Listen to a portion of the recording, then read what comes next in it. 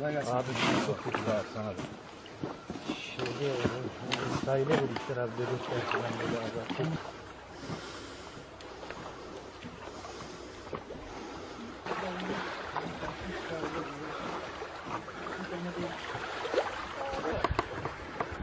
Komutanım bunlar ceset taşıyorlar. Ben söyledim haydasına gönderin.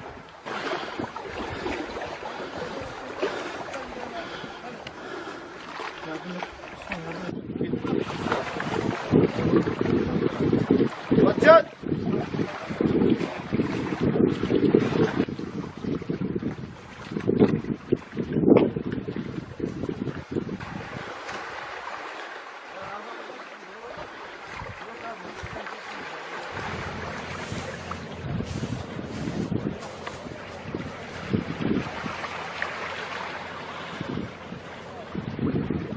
Hiç vicdanı sızlamadı mı bu kadar insanı denize taşırken?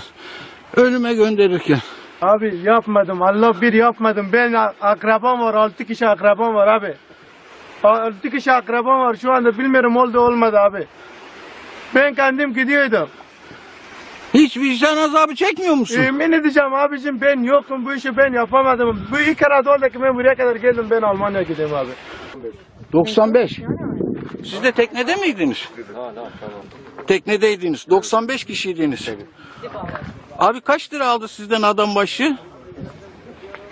2000 dolar. 2000 dolar aldı.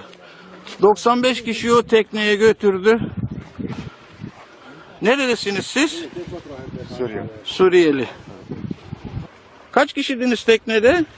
Abi toplamda 90 var. 90 var. 2000 dolar mı aldılar sizden? Euro. Euro, 2000 euro.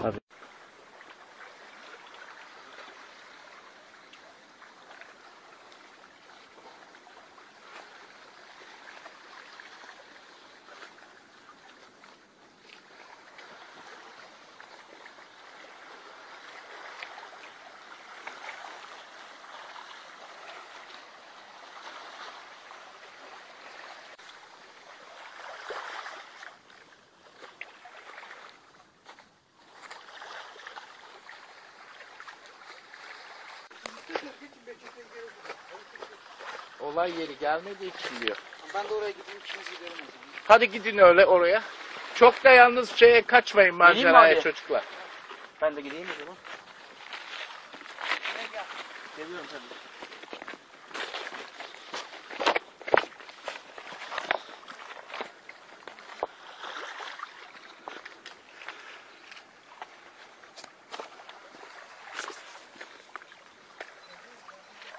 Derseniz şöyle bir